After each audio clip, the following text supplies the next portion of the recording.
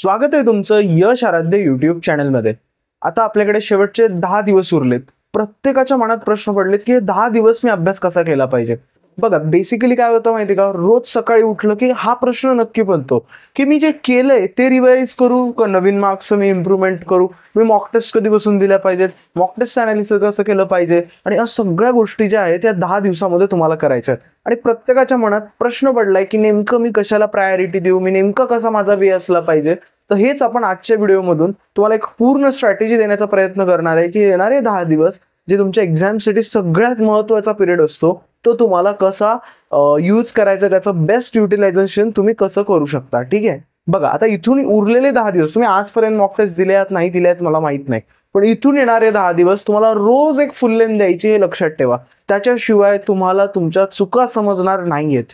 लक्षात घ्या, तुम्ही कितीही प्रॅक्टिस केली, पुस्तकं बघितली, कितीही MCQ सोडवले, पण जोपर्यंत तुम्ही मॉक टेस्ट सोडवणार नाहीत तोपर्यंत ऍक्च्युअल तुमचं टाइम मॅनेजमेंट चुकतं का, लूप होल्स कुठं आहेत, तुमचे वीक एरियाज कुठं आहेत हे तुम्हाला समजणार नाही। लक्षात घ्या, त्याच्यासाठी तुम्हाला रोज एक मॉक टेस्ट सोडवायची। सो सगळ्यात स्ट्रॅटेजी नंबर 1 काय झाली, आपल्याला रोज एक मॉक टेस्ट सोडवायची। मग त्याची काय शेड्यूल मी क्रिएट केलाय बघा। लक्षात घ्या, सीईटी मध्ये जर तुम्हाला 100 120च्या वर जायचंय, मॅथ्स शिवाय पर्याय नाही। मॅथ्स मध्ये तुम्हाला 60-70 मार्क टार्गेट करावेच लागतील, त्याच्याशिवाय तुम्ही पुढे जाऊच शकत नाही। ठीक आहे, तुमचं फिजिक्स केमिस्ट्री कितीही स्ट्रॉंग असलं ना तरी 70-80च्या वर तुम्ही नाही जाऊ शकणार, आणि त्या स्कोर काही उपयोगाचा नाहीये।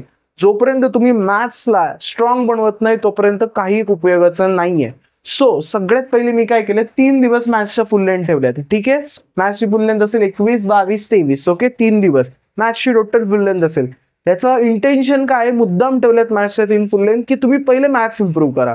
येणारा आजचा दिवस आहे तुमच्याकडे, उद्याची टेस्ट व्यवस्थित द्या, परवाची द्या, इम्प्रूव्हमेंट करा स्वतःमध्ये, आणि मिशन ठेवा की येणाऱ्या किमान या 3rd टेस्ट पर्यंत तुम्हाला 50 पैकी 30, 35, 40 असे प्रश्न जमले पाहिजे। सो सगळ्यात पहिलं तुमचं या 10 दिवसामधले पहिल्या 3 दिवसाचं मिशन काय आहे, मॉक टेस्ट सेक्शन मध्ये की पहिले 3 मॅथ्सच्या फुल लेंथ द्यायचे। ठीक आहे, का 3 मी पहिले मॅथ्सच्या बाजूला काढले ते पण सांगतो।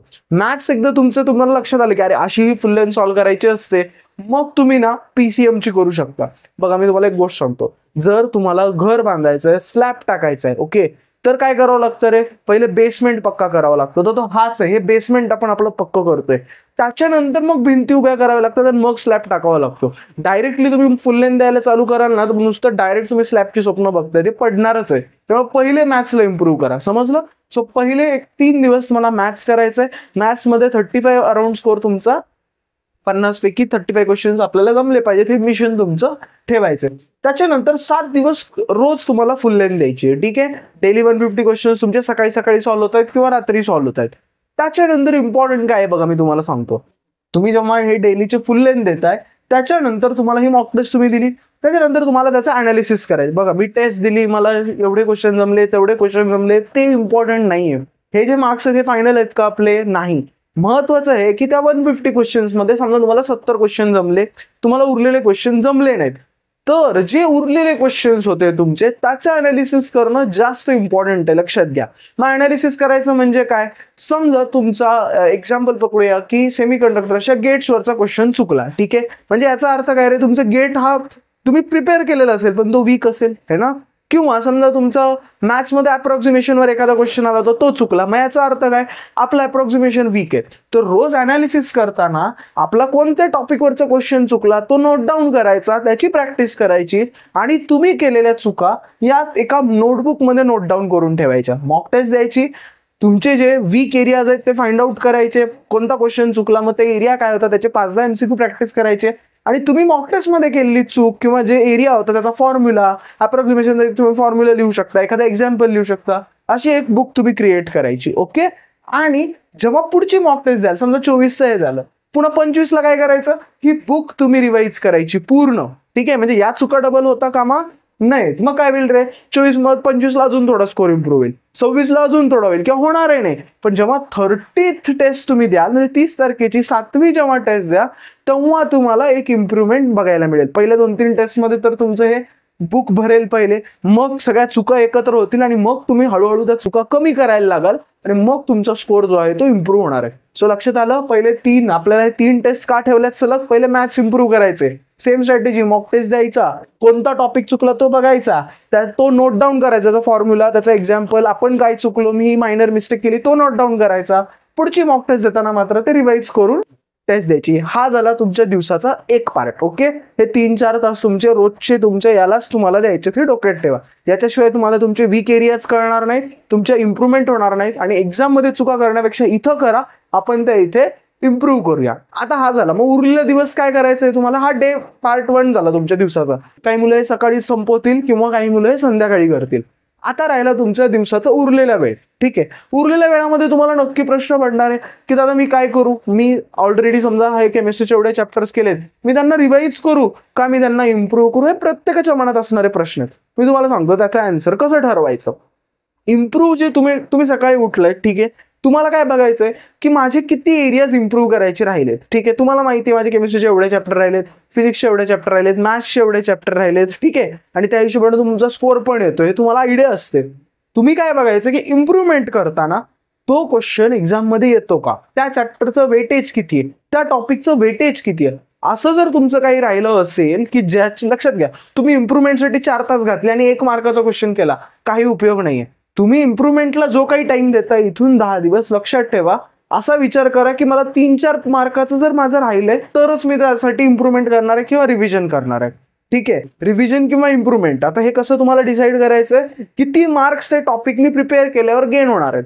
जर खूप जास्त मार्क्स गेन होत आहेत, जसं आता एक्झाम्पल मी तुम्हाला सांगतो, ठीक आहे, एखाद्याचा प्रोबॅबिलिटी राहिलाय. ओके, आता एखादा मुलगा काय करू शकतो की नाही, मी जे केलंय ते मॅथ्स रिवाइज करू शकतो, पण त्याने प्रोबॅबिलिटीला 2 तास दिले तर मे बी त्याचे ते 4 मार्क इम्प्रूव्ह होऊ शकतात. मग त्याने तो विचार केला पाहिजे.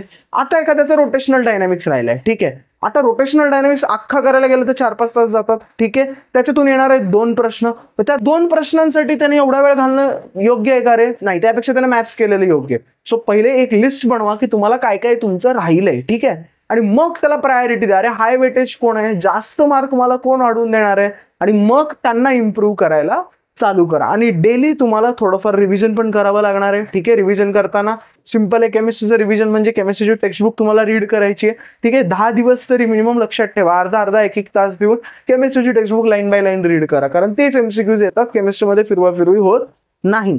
मॅथ्स मध्ये काय करावं लागेल तुम्हाला, एक डेली 2. आता तसं तुम्ही जर टेस्ट देत असाल ना तर तुमचं ऑलरेडी मॅथ्स रिवाइज होत राहतं, एवढं तुम्हाला जास्त टेन्शन घ्यायची गरज नाही. तरी 50 MCQ अजून एखादी टेस्ट तुम्ही देऊ शकता, किंवा तुमच्या वेळेने फॉर्म्युलेज लिहून काढू शकता, किंवा PYQs तुम्ही चेकआउट करून मॅथ्सला रिवाइज करू शकता. आणि सेम फॉर फिजिक्स. ठीक आहे, सो सगळ्यात पहिले लक्षात आलं, इथून पुढे जे 10 दिवस आहेत त्यांना तुम्हाला 2 पार्टमध्ये डिवाइड करायचं. दिवसाचा पहिला सेक्शन असेल एक मॉक टेस्ट वाला, त्याला कसं अनालिसिस करायचं काय नाही, आय होप तुमच्या लक्षात आलंय. आणि दुसरा जो पार्ट असणार आहे ज्याच्यामध्ये आपण अभ्यास करतो म्हणतो, त्याच्यामध्ये सुद्धा इम्प्रूव्हमेंट जेव्हा तुम्ही करताय, काहीतरी नवीन शिकताय, नवीन शिकताना एक गोष्ट लक्षात ठेवा की 1 मार्क, अर्धा मार्कासाठी मेहनत जास्त घेण्यापेक्षा जे तुम्ही केलंय पहिले त्याला परफेक्ट करा. मी तुम्हाला पुन्हा एक गोष्ट आठवण करून देतो. बघा, तुम्हाला वाटलं अरे बोर्ड आहे, 2 महिने आहेत, पटकन बोर्ड आलं, कधी संपलं समजलं सुद्धा नाही. आता JEE तिथून 15-20 दिवसावर आहे, खूप वेळ आहे, कधी आली JEE समजलं पण नाही.